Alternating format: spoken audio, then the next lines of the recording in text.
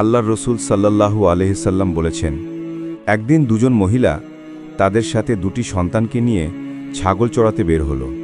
হঠাৎ একটি বাঘ এসে তাদের একজনের ছেলেকে নিয়ে গেল।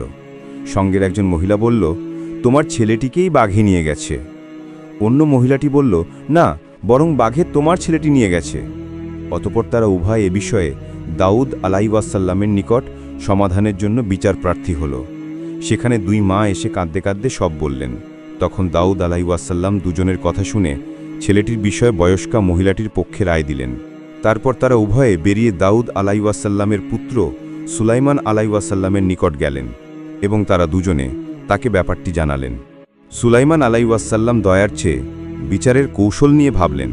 তিনি বললেন, ভালো কথা, যদি দুজনেই সমান দাবি করো তাহলে একটা কাজ করি, একটা ছোরা আনো, আমি শিশুকে সমান অর্ধেক করে কেটে দুজনকে ভাগ করে দিই।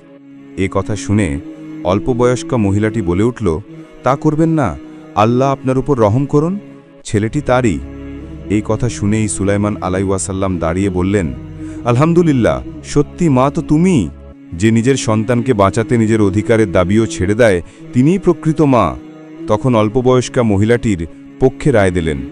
বুখারী হাদিস 34-27, নবীদের কাহিনী অধ্যায় 40, অনুচ্ছেদ 40, মুসলিম 1720, মিশকাত হাদিস 5719। ভিডিওটি যদি ভালো লাগে লাইক, কমেন্ট ও শেয়ার করতে ভুলবেন না।